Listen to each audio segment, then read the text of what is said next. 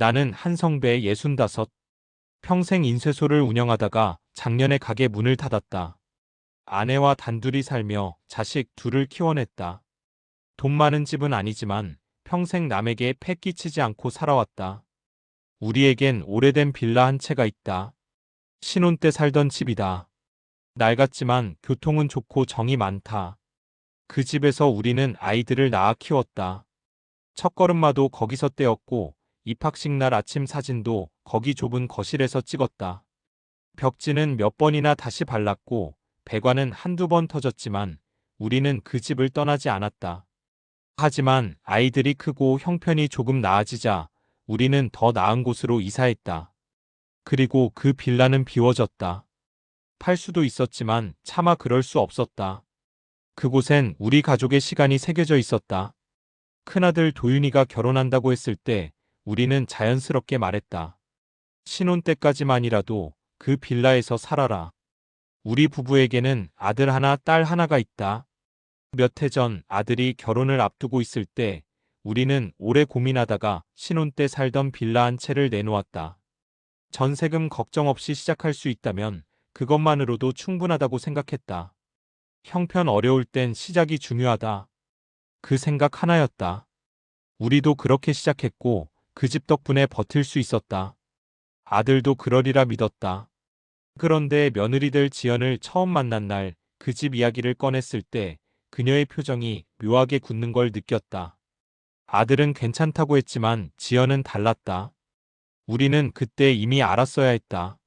하지만 부모란 늘 자식 편에서 생각하는 법이다. 처음엔 누구나 그렇지. 살다 보면 정들겠지. 그렇게 스스로를 달랬다. 결혼식 날짜가 정해지고 본격적으로 신혼집 이야기가 나왔을 때였다. 우리는 빌라 열쇠를 준비해두고 있었다. 미리 청소도 하고 낡은 곳은 손봐두었다. 보일러도 새로 갈았고 도배와 장판도 새로 했다. 아내는 며칠 동안 그 집을 드나들며 구석구석 닦아냈다. 이 정도면 신혼집으로 괜찮지? 아내가 물었고 나는 고개를 끄덕였다. 우리가 시작했던 그 집보다 훨씬 나았다. 그런데 며느리 지연의 반응은 단호했다. 아버님 죄송하지만 그 집은 좀. 그녀는 말끝을 흐렸다가 이어갔다. 집이 너무 오래됐어요. 솔직히 말씀드리면 요즘 그런 빌라에 사는 사람이 어디 있어요? 아내 얼굴이 굳었다. 며칠 동안 허리 아픈 것도 참고 청소하던 모습이 떠올랐다. 하지만 지연은 멈추지 않았다.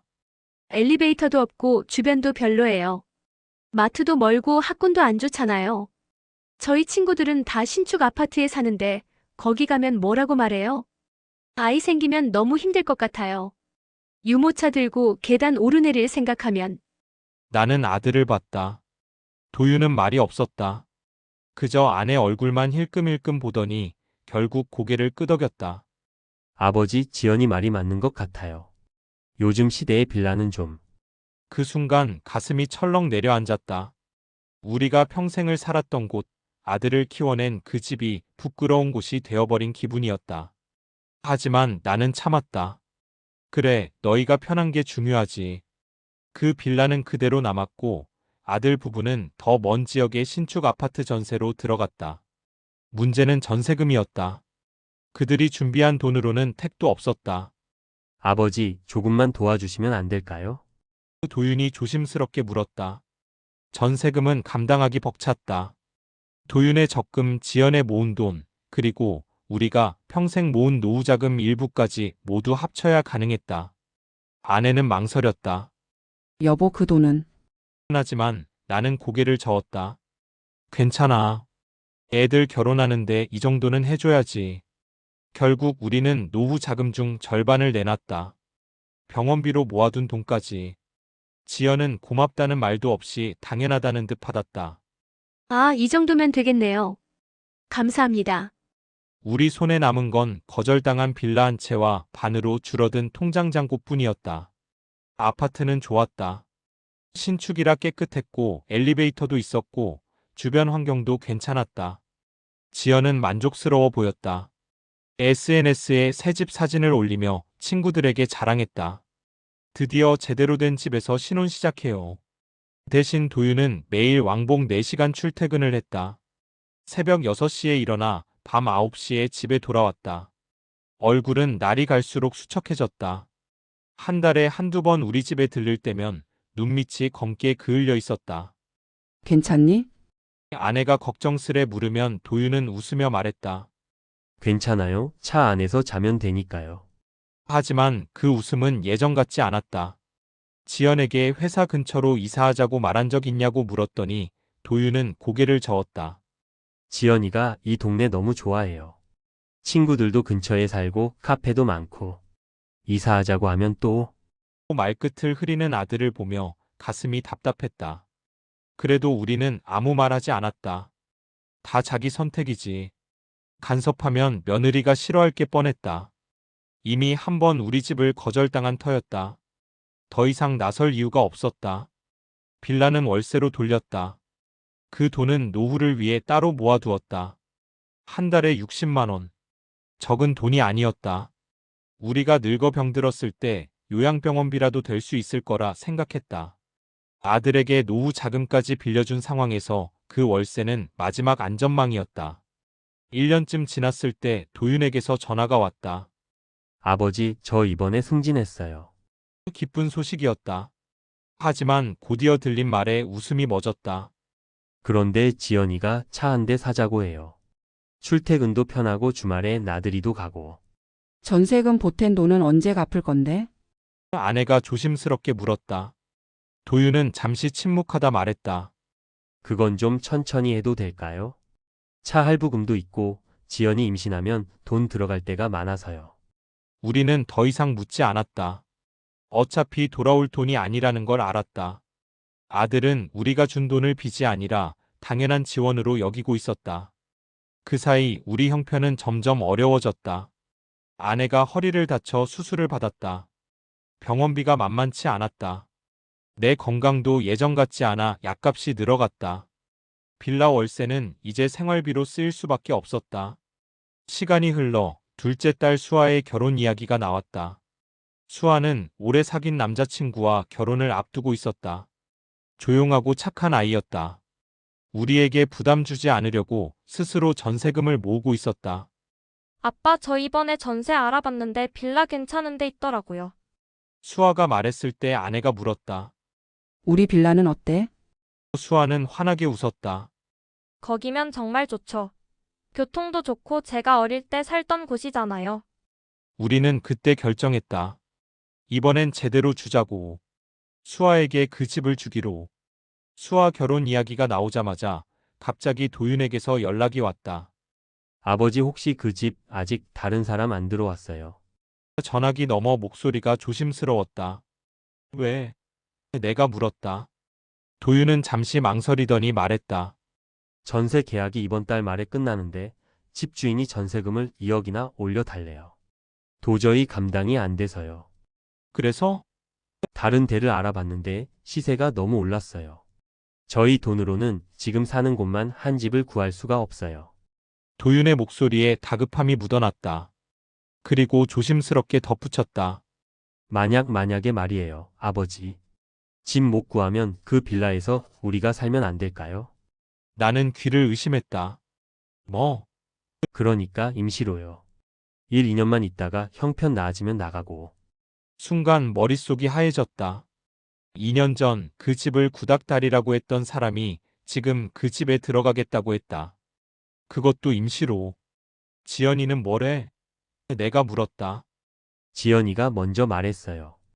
그 말에 더 기가 막혔다. 며칠 뒤 도윤 부부가 집에 찾아왔다. 지연이 먼저 입을 열었다. 아버님 다시 생각해봤어요. 요즘 전셋값도 오르고 빌라도 리모델링하면 괜찮을 것 같아서요. 리모델링이라니. 우리가 2년 전에 도배, 장판, 보일러까지 다 새로 해놓은 그 집을. 리모델링은 무슨? 아내가 물었다. 그때 하신 거 벌써 2년 됐잖아요.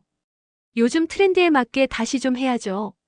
주방도 시스템으로 바꾸고 화장실 타일도 바꾸고. 지연은 마치 당연하다는 듯 말했다. 그 비용은? 당연히 저희가 하죠. 대신 몇 년은 있어야 본전 뽑죠. 지연이 웃으며 말했다. 나는 그제야 알았다. 그 집이 필요해진 이유를. 빌라가 좋아진 게 아니라 막내딸 수아가 그 집에 들어간다는 사실이 그들의 마음을 흔든 것이었다.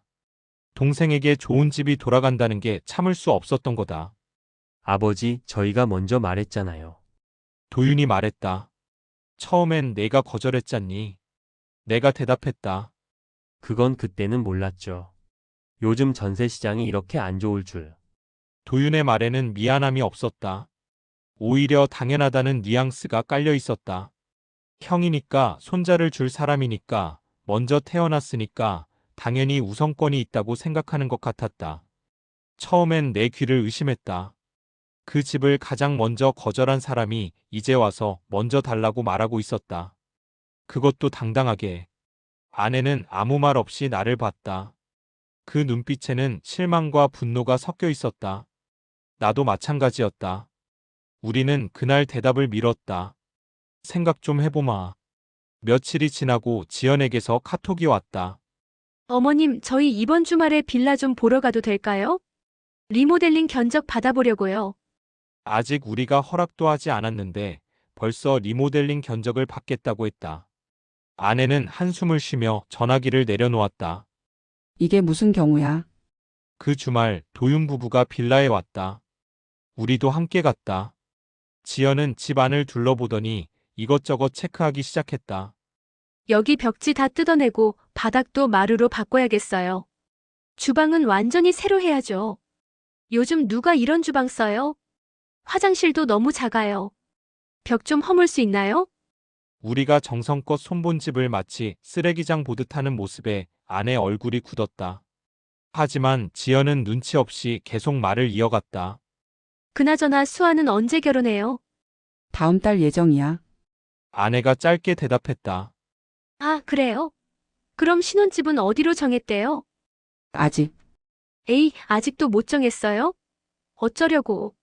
지연의 목소리에 걱정은 없었다. 오히려 여유로워 보였다. 그리고 잠시 후 본심을 드러냈다. 근데 어머님 있잖아요. 저희 생각엔 말이죠. 지연이 조심스럽게 운을 뗐다. 아이도 있고 저희가 더 급하잖아요. 수아는 아직 젊으니까 조금 늦춰도 되지 않을까요? 뭐?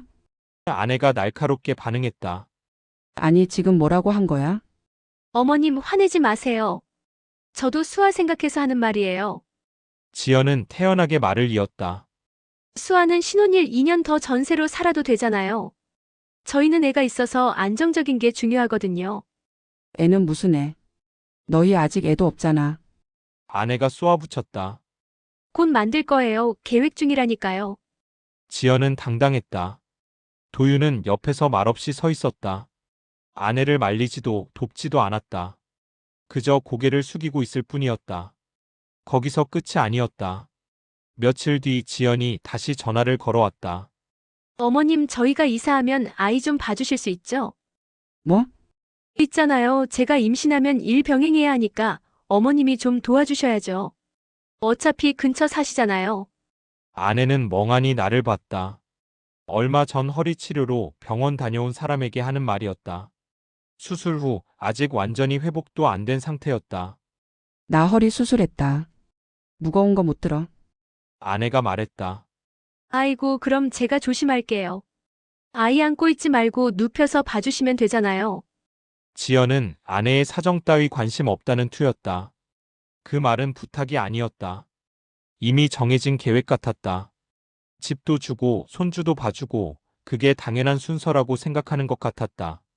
지연아, 우리가 그럴 형편이 안 돼. 내가 끼어들었다. 아버님도 그러시네요. 손주인데 당연히 봐주셔야죠. 다른 집은 다 그렇게 하던데요. 그 순간 나는 깨달았다. 집을 고르는 문제가 아니라 가족을 바라보는 기준이 처음부터 달랐다는 것을. 우리는 아들 부부에게 도움을 주는 부모가 아니라 이용당하는 존재였다. 그날 밤 아내와 마주 앉아 오래 이야기를 했다. 아내는 찻잔을 두 손으로 감싸 쥔 채 한참을 말이 없었다. 창밖으로 빗소리가 들렸다. 여보, 우리가 잘못 키운 걸까? 아내가 먼저 입을 열었다. 목소리가 떨렸다. 뭘 잘못했을까? 너무 많이 해줬나? 아니면 너무 쉽게 해줬나? 나도 대답할 말이 없었다. 그저 아내 손을 잡아줄 수밖에. 도윤이가 어릴 땐 그렇게 착했는데. 아내가 말을 이었다. 중학생 때 내가 아파서 누워 있으면 죽 끓여다 줬어. 고등학생 때는 동생 수화 학원도 데려다 주고. 그런 애가 어쩌다가. 아내 눈에 눈물이 맺혔다. 지연이를 만나고 나서부터야. 내가 말했다. 아니야. 그것만은 아니야. 도윤이도 변했어. 자기가 선택한 거잖아. 맞는 말이었다. 지연이 문제가 아니라 도윤이 문제였다.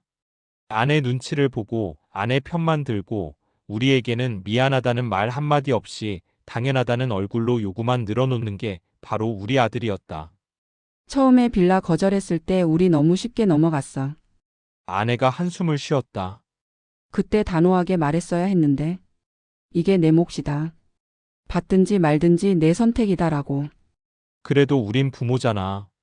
자식이 원하는 거 들어주고 싶었지. 내가 말했다. 들어주는 것과 이용당하는 건 달라. 아내가 단호하게 말했다. 아내는 한참을 생각하다 말했다. 여보, 문제는 집이 아니라 태도야. 처음엔 필요 없다더니 이제 와서 당연하다는 얼굴. 동생이 받는다니까 갑자기 달라는 얼굴. 미안함도 없고 고마움도 없고 그저 자기 몫이라고 생각하는 태도. 그건 어려움이 아니야. 욕심이야. 아내가 말했다. 맞아. 진짜 어려우면 고개를 숙이고 미안해하지. 저렇게 당당할 수가 없어. 우리는 그날 밤 많은 걸 깨달았다. 도윤 부부가 진짜 힘든 게 아니라는 것. 차를 사고 SNS에 맛집 사진을 올리고 주말마다 여행을 다니는 사람들이 집이 없어서 힘들다고 하는 게 아니라는 것. 여보, 우리가 평생 참고 모은 건 자식 인생 대신 살아주라고 모은 게 아니야. 내가 말했다. 우리도 살아야지. 우리도 존중받아야지. 아내가 고개를 끄덕였다. 그리고 수아도 생각해야 해. 수아는 얼마나 조심스럽게 우리 눈치 보며 준비했는데. 맞았다. 수아는 자기 돈으로 전세금 모으고 예식장도 저렴한 곳으로 알아보고 혼수도 최소한으로 준비하고 있었다. 우리에게 부담 주지 않으려고. 그런 애한테 오빠가 급하니까 너는 기다려라고 할 수는 없어.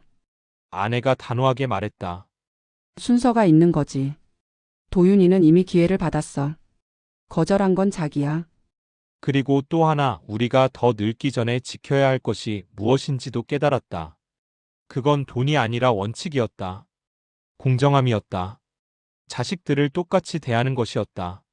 내일 도윤한테 전화해. 아내가 말했다. 우리 결정 말해줘야지.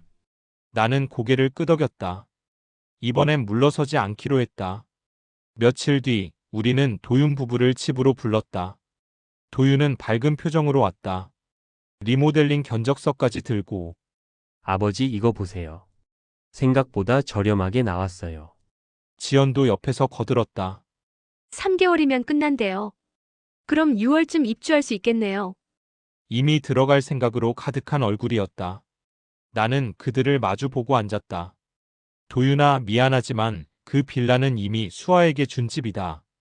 순간 거실이 조용해졌다. 도윤의 얼굴이 굳었다. 네?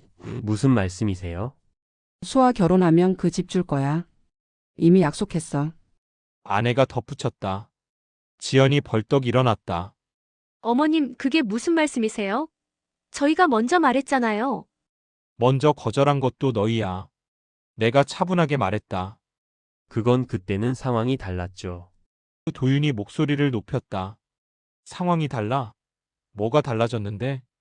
전세 시장이 이렇게 안 좋을 줄 몰랐어요. 그리고 저희한테 아이도 생기고. 지연이 끼어들었다. 아직 아이도 없잖니. 아내가 말했다. 곧 생길 거라니까요. 지연의 목소리가 날카로워졌다. 그리고 저희가 장손인데 당연히 우선 아니에요? 당연한 게 어디 있어. 내가 고개를 저었다. 너희는 그 집이 필요해서 달라는 게 아니야. 동생한테 가는 게 싫어서 달라는 거지. 도윤이 얼굴을 붉혔다. 아버지 그게 무슨 말씀이세요? 사실이잖아. 수아 결혼 이야기 나오기 전엔 그 집 생각도 안 했잖니. 지연이 눈물을 보이기 시작했다. 아버님, 어머님, 저희가 뭘 잘못했어요? 그냥 집 하나 달라는데 이렇게까지 하셔야 해요? 우리는 더 이상 노후를 깎아낼 수 없다. 아내가 단호하게 말했다. 너희한테 전세금 보태준 돈도 아직 못 받았어. 내 허리 수술비까지 쓴 돈이야. 그거야 천천히 드릴게요. 도윤이 말했다. 언제? 차 사고 해외여행 다니고 맛집 다니면서 언제 갚을 건데? 내 말에 도윤이 할 말을 잃었다. 지연은 울면서 말했다. 그럼 저희 어떡해요? 전세 계약 끝나는데 갈 데가 없다고요. 너희 월급이면 충분히 집 구할 수 있어. 조금 작아도 조금 멀어도 구하면 돼. 아내가 말했다. 그런 데서 어떻게 살아요? 지연이 소리쳤다. 우린 그렇게 살았어. 너희 아버지는 왕복 5시간도 출퇴근했어. 20년 동안. 아내의 목소리가 떨렸다. 그렇게 모아서 너희 결혼 자금 보탰고 전세금 보탰어. 그런데 이제 와서 당연하다는 얼굴로 더 달라고 하니? 도윤이 화를 냈다. 아버지, 저 아버지 아들이잖아요. 동생보다 제가 우선 아니에요? 그 빌라는 내가 버린 집이다. 내가 단호하게 말했다. 도윤이가 당황해 말했다. 아버지, 그렇게까지 말씀하실 필요는. 나는 고개를 저었다. 집도 마찬가지고 사람도 마찬가지다. 필요할 땐 외면하고 남이 갖는 순간 탐내는 건 가족이 아니다. 그리고 덧붙였다. 수아는 그 집을 살아갈 곳으로 봤고 너희는 가져야 할 것으로 봤다. 차이가 거기 있어. 지연이 울음을 터뜨렸다. 도윤은 분한 표정으로 일어났다. 알겠습니다. 그럼 저희끼리 알아서 할게요. 부모는 끝없이 내어주는 존재가 아니라 지켜야 할 선이 있는 사람이라는 걸 이번에야 배웠다. 그날 이후 아들과의 사이는 조금 멀어졌지만 우리 마음은 오히려 편해졌다. 빌라는 여전히 그 자리에 있고 수아는 그곳에서 새 출발을 준비하고 있다. 빌라는 여전히 그 자리에 있습니다. 수아는 그곳에서 남편과 함께 소박하지만 행복한 신혼을 시작했습니다. 가끔 우리를 찾아와 아빠, 엄마 그 집 정말 좋아요. 매일 감사하게 살고 있어요. 라고 말할 때면 가슴이 뭉클합니다. 도윤은 결국 회사 근처 작은 아파트로 이사했습니다. 처음엔 불만이 많았지만 출퇴근이 편해지자 표정이 좀 나아졌습니다. 지영과의 관계는 여전히 어색하지만 이제는 무리한 요구를 하지 않습니다. 가끔 도윤이 전화를 걸어옵니다. 예전처럼 편하진 않지만 조금씩 대화가 늘고 있습니다. 시간이 필요한 것 같습니다. 우리도 아들도.